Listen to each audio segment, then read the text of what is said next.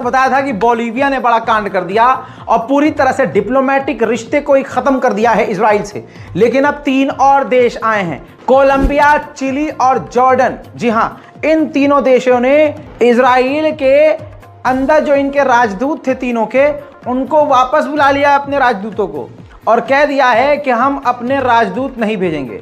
एक तरह से तीनों देशों ने, चिली ने, कोलंबिया ने और जॉर्डन ने इजराइल के मुंह पर थूक दिया है, यानी साफ कह दिया है कि हमें आपसे रिश्ते नहीं रखने हैं, हम अपने राजदूत को वापस बुला रहे हैं क्योंकि इजराइल वॉर क्राइम कर रहा है, क्योंकि वो अंतर्राष्ट्रीय कानून का उल्लंघन कर रहा है, क्योंकि वो इंसानियत से गिरा हुआ काम कर रहा है, क्योंकि वो हमले नहीं रोक रहा है। इन तमाम चीज़ों को देखते हुए वाहिद अभी पूरी दुनिया में यही सिर्फ 4 देश हैं, बोलीविया के बाद ये 3 और देश, टोटल 4, जो इस वक्त पूरी तरह से इजराइल के खिलाफ हो गए हैं। अब देखना यह है कि जॉर्डन क्या करता है।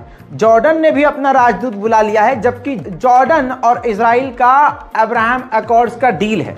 अब दोस्तों आप देखते रहिए, ये काम और भी मुस्लिम देशों को करना चाहिए था। मुस्लिम छोड़िए, सबसे पहले गैर मुस्लिम देश ने किया, उतना ही दूसरे देश भी कर लें तो क्या हो जाए।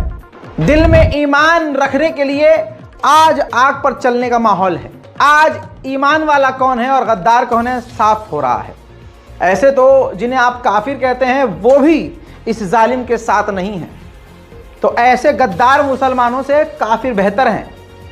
अब क्या ही कहें इसके अलावा।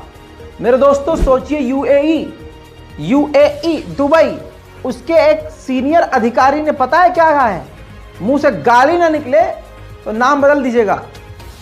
यूएई ने कहा है, यूएई के अधिकारी ने, कि अब्राहम अकॉर्ड यानी इजराइल के साथ जो हमारी दोस्ती है वो इस जंग की वजह से खराब नहीं हो सकती।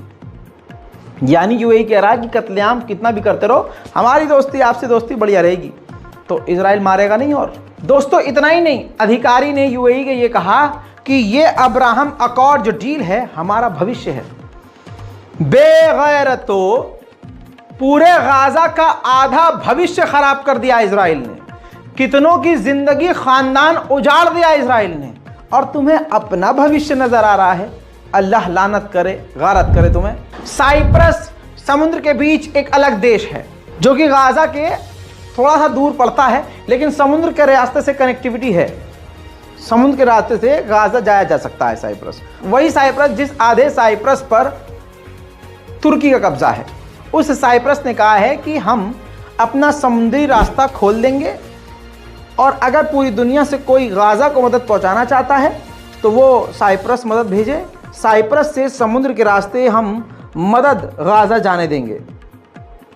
है अच्छी बात, मुस्लिम देशों में है इतनी हिम्मत बोलने की, इतनी भी सपोर्ट करने की।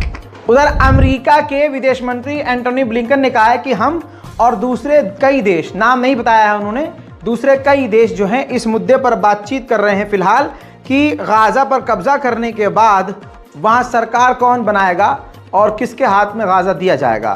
बहरहाल ब्रेकिंग न्यूज़ में इतना ही, जल्द लौटूंगा और भी बड़ी जानकारी के साथ। इससे पहले कि तमाम रिपोर्ट्स देख लीजिएगा क्योंकि आपके लिए वो बेहद